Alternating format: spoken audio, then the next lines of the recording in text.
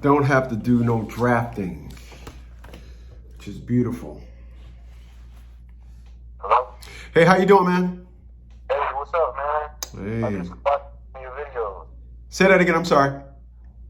I said I just was watching some of your videos. How's it going? Oh, my man. Everything's going good, man. You got this consultation, so state your city and state where you live, please. I'm in Gonzales, Louisiana. You said Dallas, Louisiana? Gonzales. Oh, Gonzales. Yes, You sir. sounding a little like it's like a vibration, like blah, blah, blah. Let me see if I can fix that for you. I'm sorry. Uh-huh.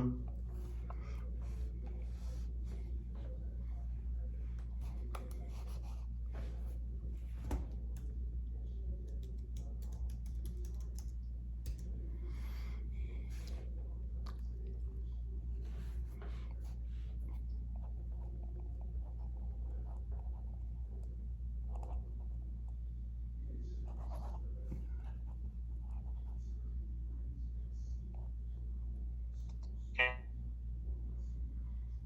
Say it again. you hear me a little bit better? We'll try to make it work. We'll see what we got. So we'll see what we got. So it's 5:24 p.m. February 10th. How did you hear about us? I just stumbled upon some of your videos. On what though? TikTok. Okay. I'm gonna tell you like I tell everybody. Don't worry about time. Give me the long version of what's going on. Go. Okay, so I met this girl a couple years ago here in Baton Rouge, Louisiana. We started dating. One thing led to another. You gave her some after about- skeet? Yeah. after about 2 months, she was down here because she was going to school here, but I live here, so it was time for her to go back home, to which at the time was Houston, Texas, Uh-huh. with her mom, because she was going through some stuff dealing with school, so she was going back home to try to get back on her feet until she can finish or whatever. How old is she? She is 22. How old are you? I'm 29. Okay. All right. Go ahead. So she wasn't honest about that in the beginning. She told me something different. Okay. Nah, I just wanted to see the mentals, to get a mental understanding of just how much, nonsense they be coming up with. But go ahead. Right. So she moved back. I helped her move her stuff back because, at the time we were still cool. I'm thinking, hey, it was a little fling. I might not see her anymore after she goes back home. Who knows, right? Uh-huh. So a couple of weeks after that pops up, she's telling me she's pregnant. So at this point, we hadn't really known each other that long. I'm bringing up DNA testing and things of that nature, and she's giving me the runaround and this and that, a lot of high emotions running. We ended up trying to make the best of it. I went down there to Houston to make some of the appointments with her, and it got to the point where I was real stern about the DNA test, and so about 7 months in, she finally agreed to do the DNA test. So we got the DNA test that you get before the baby comes, and then when I found out that it was my baby, I tried to be a little bit more helpful, and I ended up going down there last year, like the end of December all the way to February. I took a month leave so I can go and be there for when the baby was born and stuff. So the baby was born on January 4th of last year. Mm-hmm. And from that point, I came back home in like around February-ish so I can go back to work and stuff. And she stayed there with her mom. And her mom was pretty much helping her a lot. To Houston to visit, like when I would have some extra time, which was really about twice a month for a little while. And then her mom started having some issues. Her going out late or coming home late after work, not coming on time when she said she was coming back, and her mom having. This is after the baby was born, right? Yeah. And So she dropped the baby. Now she want to go shake it, huh? Yeah. Okay, go ahead. Take the baby home with her mom, and her mom. It didn't sit right with her mom. So it came to a situation where her mom, when I went down there to help her get her stuff, her mom was saying she didn't put her out and this and that. But it came to a point where she decided she wanted to pack everything up and leave. And we also weren't on the best of terms because I'm like, where you gonna go? Like, you can't just, you gotta work on that relationship with your mom on your own. I can't be a part of that. That's your mom, So she ended up blocking me over that, and then she had it out with her mom. Wait a minute. You said why she wanted to come with you, and then you said that you got to work it out with your mom. Why did she block you for saying that? She blocked me for trying to. I was trying to make sense of the situation and get her to understand that she got to listen to her mom because that's who she's staying with right now. No, I got that, but where was she going? I don't know. She just decided to pack everything up and leave. So I was like, well, I mean, she has a cousin that lives here, maybe 30 or 45 minutes away from my house. So the plan was in the beginning that she was going to go stay with her cousin that live in Louisiana, near you. Yeah, so me and my family can help with the baby. How far is Houston from where you live at? Houston is about 4 hours away. Oh, okay. 4 hours. So it was easier if she was closer. So she ended up coming down here, and she had made arrangements with her cousin. So I just let her come here to my house, even though we weren't in a relationship and things, things was getting or whatever like that. Just because it's my child involved, I let her come stay here for a while, right? Boy, you fucked up when you did that. But go ahead. She tried to, I just was trying to, my family was in on it too. They was telling me it was the right thing to do and this and that. No, it wasn't. But go ahead. No, it wasn't. She came here, and she stayed here from about, May till, basically I just couldn't deal with it anymore, which was about May to the end of July. And then that's when we had an incident where I was trying to bring up a co-parenting plan. I was trying to figure out what we can work out together on our own. And that ended up causing emotions to run high, and we ended up fighting about that. So at this point I was like, you gotta get out, you can't stay here anymore, this and that. And then that's when she went to live with her cousin, which is about 45 minutes away from me. So as soon as that happened, I went to get a family law attorney, right? And so we filed to have 50-50, and I was going to be primary custody because the child was basically living with me. And, me and my family were having her more anyway, because she was trying to figure out what she was going to do. And then that was August. That first thing that we filed was the beginning of August. So then the address to her cousin's house where she was supposed to be staying at, and she stayed there from about the beginning of August to the beginning of October. And then when things got heated again is when she left all of her stuff and all of her belongings here. But after weeks of me telling her, hey, you need to come get your stuff. Hey, you need to come get your stuff. My house not a storage unit. Blah blah blah. I ended up packing all of her stuff up for her and bringing it to her cousin's house. You shouldn't have did that. Okay, here's what here's would have been a good idea to do. If she had all your stuff at your house, to solidify the fact that she was living with you, you should have filed for an eviction. When you would have filed for the eviction, it would establish that jurisdiction was where you live at. That's why you should have did that. You should have filed for jurisdiction. You shouldn't have put her stuff out. Let that be a note to you. If you know anybody, they got a female living with them, and it's a situation where you allow her to come live with you, y'all have a fight, and then she just up and leave, file for eviction. Because it established that she was living with you. Because you don't know where she's going to go to try to claim that jurisdiction. You don't know where she's going to try to go to claim jurisdiction as the child with the child at. You don't know where she's going to pop up at. So just know that next time, all right? Right. Okay, so then, now the motion, the custody thing is out in the air, but they can't get her served. Oh, really? She's dead. There you go. So, okay. Well, hold on. When did y'all try to serve her? August 6th, or the beginning of August is when we kicked off everything. So, private served, and then she could never catch up with her. And then she ended up leaving from her cousin's house and taking the baby with her, even though we were doing like shared custody, kind of like time sharing thing. I would have the baby for 3 or 4 days, and then she would have the baby for about 2 or 3 days, and just trading her back and forth. And then she took the baby with her to Oklahoma, where her dad lived.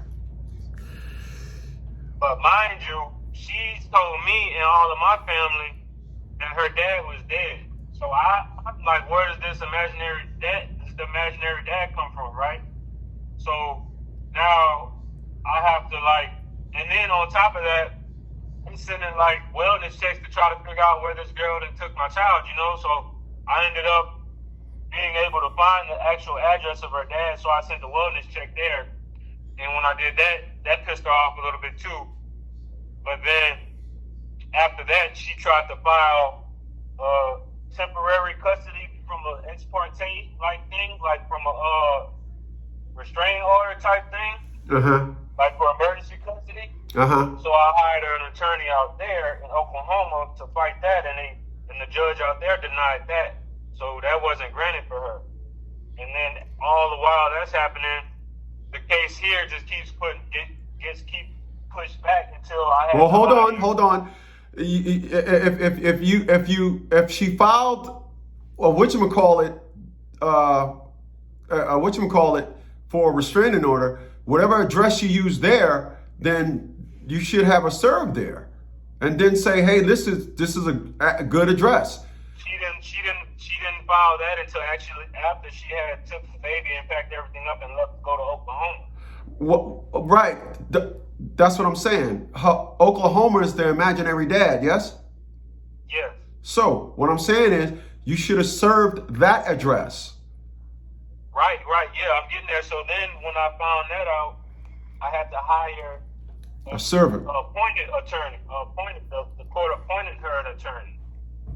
And then when that happened, that's when she realized at the hearing for when she tried to file against me in Oklahoma, that's when she realized he just told her, hey, you got to go to Louisiana and take care of this.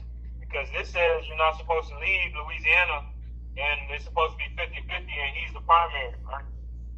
So that happens, and then she hires an attorney here, and then the attorney here tries to dismiss everything because she tries to file an exception. I think that's what it's called, for jurisdiction. Okay. So today we finally had the hearing on the jurisdiction. The attorney that I had was basically saying it's looking like the judge isn't going to keep jurisdiction here. She's going to want to kick it back to Oklahoma. And this is what I just went through today in court today. So we came up and I was like, well, is it worth losing jurisdiction here? Well, wait a minute. You still have this attorney? Yes. So you just said the attorney is saying, well, it looks like. How? See, where all of y'all go wrong is when y'all allow an attorney to tell you something that is not right. And you say, well, you kind of agree with that. See, your attorney is doing what every attorney do. They always tell you wrong thing. They always tell you losing narratives, and y'all just be like, okay, there's not.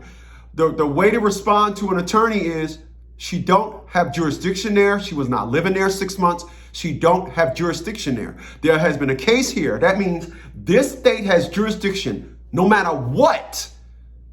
You don't say, oh, well, she was there, so this and all that. And that's not how it works. So you saying, well, does it look like? No. You say to your attorney, I'm a lot confused as to how that's even possible when a case was filed here and we couldn't find her because she lives here. When did you file the case there? At the beginning of August. The beginning of August. And now she's trying to say, so August, and when did she try to file something in Oklahoma? In October. October. So at the beginning of August, she lived with you from, you said, from like May to July? Yeah. Okay, so if she lived with you from May to July, so July, right? So so she lived with you in Louisiana from May into July. How are you filing something in Oklahoma? You wasn't there 6 months. You were just living with me. And that's what I kept telling him. But no, ain't no you kept telling him. You listen. This is how it goes. I basically was kind of like backed into a corner because he's had cases with the judge that I had before, and he was telling me like this judge is not going to give you 50-50 of a 1-year-old over and over. She's going to give you less. She's going to give you like 6 weeks in the summer. And then you gotta explain to me, somebody that will argue, how do you give 50-50 custody to somebody that don't have a house? How do you give 50-50 custody to somebody that lived here, lived there, lived with a mom? In the last 6 months, she had 3 addresses and you have the same address. See, you're once again, I'm gonna say what I said before. You're allowing your attorney to tell you, see, a judge ain't gonna do that. Your situation is not what a judge seen. You should not allow your attorney to tell you what a judge is going to say. That's what the court is for. The judge don't even know the situation. The judge is not going to say, I'm giving the mother custody, and the person don't have a place to live. Right, but see, now we came to an agreement today that I would get like 4.5 months. So I would get like from May 1st to August 15th, and then I would get 2 weeks for Mardi Gras, and 2 weeks for Thanksgiving on the odd years, and 2 weeks for Christmas on the even years. I don't know how you settle for that. I don't know how you settle for that, bro. There's no way on this planet I'm giving custody to somebody. There's no way. I don't know how you settle for that. You paid your attorney? Yeah. You surrender custody to somebody that, once again, like I said, I don't know how long you heard about me, but no offense to you, y'all all do the typical thing that everybody do. You wait to go to court, then you get screwed, and then you call me. You should have called beforehand. There's no way on this planet a person should have won custody. There's no way. Now it's okay. Now I'm gonna call, and then now you got to play uphill. You don't agree to nothing. I mean, a $50 consultation could have saved you a whole bunch of this before. Yeah. I don't know. That is a classic case of I don't know how that even happened. I don't have the intellect to process how that even happened. I don't. 4 months, this and all that's nothing. You're gonna get that 1 year probably, and then they're gonna screw you again. I don't know how you even settle for that. I don't. I'm telling my client, I'm telling my attorney, I'm rejecting that. I'm fighting on basis of the woman don't have nothing. Nothing. I'm not settling for that. I'm not settling for more. You got jurisdiction and you get less time. I don't understand how that happened, bro. Well, I figured jurisdiction was worth more. I didn't understand. No, listen. I'm not talking nothing about you. Of course, jurisdiction is worth more. So you don't have. You don't have 181 days a year. You don't have that, unless I'm missing the math. You said 4 months, and then you said 2 weeks for this, and 2 weeks for Mardi Gras, and 2 weeks for Christmas. I'm not understanding. You don't have majority of the time. Like I said, I don't know how jurisdiction got out of. How does the person that have jurisdiction get less time? Not understanding that. Not understanding that. Where do you work? I'm an operator at a refinery. Mm-hmm. Yeah, not understanding that, bro. She's on welfare, ain't she? I don't think so. I think right now, basically, her dad, her stepmom, is pretty much taking care of her. So allow me. Yes, she is. There isn't a black woman on this planet that said, I had a baby and I'm not going to apply for welfare. My mom and dad's just going to help me. Welfare and her lifestyle goes hand in hand. She's on welfare. You just don't know it. And she's on welfare wherever she is, and then they're going to come after you for child support. I'm telling you. I don't have a crystal ball, but that's what's going to happen. But go ahead. So like that just happened like a few hours ago, and they're supposed to be doing like the judgment or whatever. We did the judgment, but they're supposed to be putting all of it together within 30 days. You need to ask your judge you need to tell your attorney you want a reconsideration. Reconsideration? Yeah. Like as soon as possible? He's your attorney. You need to tell him to file for a reconsideration. Yeah, like as soon as possible. Okay. Like I said, I'm not understanding. In the 25 years I've been doing this, I've never heard of nothing like that, dog. I've never heard of that before. Never heard of that before. Never heard of that before. Yeah. So if we do that, is she going to go back to the jurisdiction? In the jurisdiction? Where you have jurisdiction. There is no jurisdiction. In order for her to have jurisdiction, she have to file a motion with the court and say, I want to move. She don't have jurisdiction. I don't understand why you're. Well, I do. You got an attorney, so they don't tell you the perspectives. Like I said, attorneys don't tell you your upsides. They only tell you how she got a chance. They'll tell you a woman in a wheelchair. They'll tell you a woman that's a paraplegic. She can't move. She was subject to a hospital bed. They'll tell you that woman got a chance. Your perspective and how you go at using an attorney is you allow them to tell you stuff as opposed to saying, no. I hired you to do this. I hired you to file this.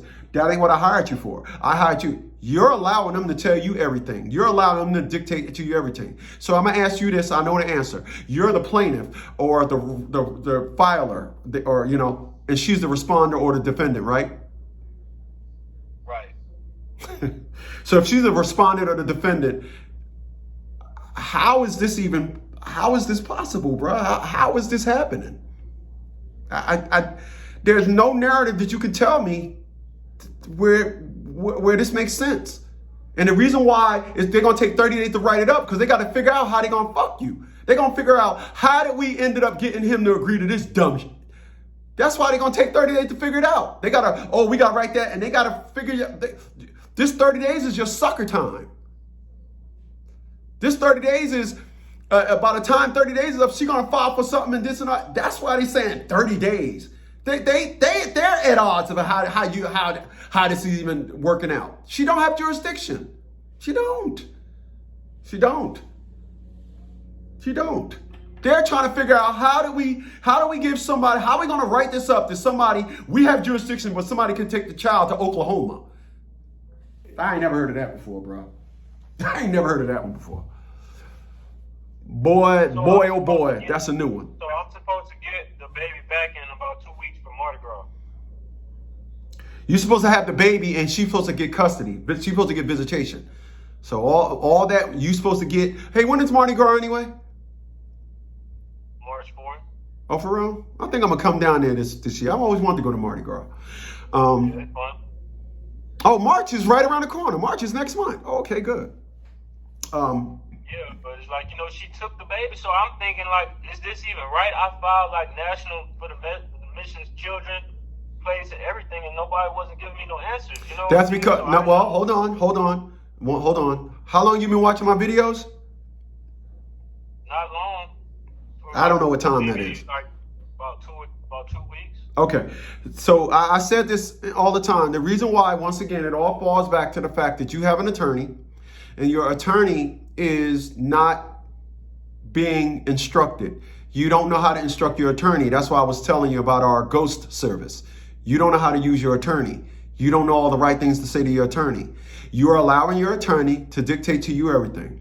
If you look at mob pictures, and I tell everybody, if you look at mob pictures, what you'll see is an attorney, as a mobster say, all right, counsel, look here, counsel. I want to get off, counsel. I want to walk. I tell you, counsel, if I do 1 day in jail, you're going to get whacked. I'm going to send Paulie to come get you. That's how you're allowing you hired an attorney, and you're leaving all the perspectives and all the gears and the workings up to an attorney. And an attorney is not telling you these obvious things. He's not telling you that. He's dog walking you. That's why you're going through what you're going through. You're being dog walked by your attorney. Roof, roof. That was a joke. But you're being dog walked by your attorney. I'm just trying to see what I can do now and how I can get it, what I need to do. Like I said. So you would recommend the ghost service? Yeah. And I would you do our ghost service, and every day we're gonna set when you're going through something like this, we have consultations with you every day except Saturday and Sunday. Except we have consultations with you every day, Monday, Tuesday, Wednesday, and Thursday. And what your attorney say? Say that. What your attorney say? Do that. What your attorney say? Boom. We're going to tell you, we're going to send for you word for word what to say to your attorney. Meaning, when you open up your email, it's going to say, blah, blah, blah, blah, blah. You can either forward it to your attorney. We tell individuals, try to save it to yourself and then forward it that way. Because I think if you forward it, it's going to say the origins of where it came from. You don't want them to know about us. But that's just where you're at. That's why you're losing. Right. You need to stop asking your attorney and start telling your attorney. Think it's too late for me to stop? No, it's never too late, bro. No, this is not over. It's never too late. Like I said, if you went to court yesterday, you can tell your attorney, I want a reconsideration. I want her back here. How did she end up coming to court anyway? Her dad just came up back from the dead, I guess. No, I meant, how did you ended up serving her? Is what I'm saying. Yeah, and we was going to proceed without her because I got them to appoint her an attorney. But then she went and hired her own attorneys. She ain't got no money to hire no attorney. Her dad hired an attorney, but he won't do it again. I promise you that. He won't do it again. He thought she was gonna get custody, but she did, unfortunately. But you need to drag her back in court and have her in court. Get her back in court. Get her back in court. So tell them I want a reconsideration. That's it. Yeah. And then I'm gonna get you guys, and then just keep you guys posted on how's it going from there. Correct. You want to tell him a reconsideration, and you want all the instructions. If you decide to use our service, we'll have an intake. This is only a consultation. We'll have an intake with you tomorrow. Probably get you in at 9 o'clock. We'll get some stuff to you, and you'll have it to your attorney. You get an answer by noontime. We'll probably do 2 consultations with you a day because you need to jump on this. You need to jump on this yesterday. Hate to say it. Right. Wow. I've been doing this 25 years. I don't understand. I don't understand no narrative of what you're talking about, bro. I don't understand it. What is it? Like I tell you guys, attorneys will look at all your upsides and say, "Oh no, the judge," but that's the mother, this and all that. I'm not understanding. I'm not understanding. Not understanding nothing what you're talking about, bro. There's no, like I said, there's no version of it where you can get me to understand what you're going through. No version. Right. Well, this is my first time having to deal with something like this, Yeah. Yeah. Mm-hmm. Yeah. So, that's the remedy to what it is. You just let us know what you want to do. But yeah, that's just where you at, man. No, we don't have nothing that goes by a year. No. Nobody has anything that goes by a year. Like the one-time fee or nothing? No. Nope. Well, it feels right to me. It don't seem right. Yeah, your feelings and what it actually is are about the same. It don't feel right because it's not right. But once again, like I said, brother, you're asking, hey, is it anything for the year? But bro, like I said, you knew about us. You know about us for 2 weeks. You've been watching my videos for 2 weeks, and you just waited. You could have did this consultation the day before. You did what everybody do. I'm gonna just go down there and see what happened. Do you go down there and you get railroaded? You're gonna get railroaded. You're gonna get railroaded. You're gonna get railroaded. I figured I had the upper hand on it. I didn't know it was gonna go down like that. The fact of the matter is not about you having an upper hand. It's about you executing the fact that you have the upper hand correctly. If your attorney ain't put all this stuff in, then the courts ain't gonna know it. The courts don't know she's been living all over the place. You don't even know if she's on welfare or not. You just your attorney allowed a woman to come in there and pose up like she's a sufficient mother. So you gotta put all this in. That's what I'm saying. It ain't got nothing to do. The courts are gonna screw you. You have to. You don't sit down there and give somebody your money and put trust in them. Like I tell individuals, nobody helps you like a father's advocacy group. And all them individuals out there that's just talking child support, advocacy groups, we help on both sides of the fence. So yeah, but I didn't know that either, because most of the stuff I was watching from you was mostly about child support, and that hasn't came up yet. So I figured. I don't know how it didn't. Wow. Yeah, I understand though, but that's just where you're at right now, man. That's just where you're at. I trust you. Yeah, if it wasn't, let me tell you what I don't do. I don't coddle, and I don't tell you nothing that ain't the truth. It ain't a version of the truth. It's not a percentage of the truth. I'm only telling you 100% of the truth. So I get you asking me, but just for the record, let's just say that. If I tell you, it's what it is. So that's just how it goes.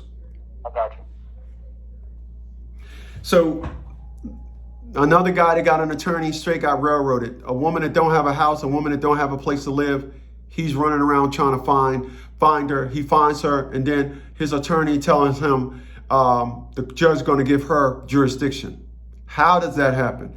And another case, you heard it. He listened to us for 2 weeks. He goes to court and then get a boot, and he get a straight boot. I am amazed to the highest power. I am amazed to the almighty scale of dumbsclusivity. Yeah, dumbsclusivity. I am amazed to the scale of dumbsclusivity at how a lot of you men, you just allow yourself to believe in an attorney. You listen to our videos and you say, oh no, he said attorneys don't help you. He said attorney's going to dog walk me into the devil's house. Oh no, I believe in my attorney. I got a good one. I got a good one. And then you listen to him. He got dog walked by his attorney. I just don't understand why individuals don't understand what I'm saying. I just don't. I don't. But that is just how it is. And it is amazing to me. It really is. It really is amazing. But 732-875-9111. And don't forget to subscribe. I'll check you on the next one.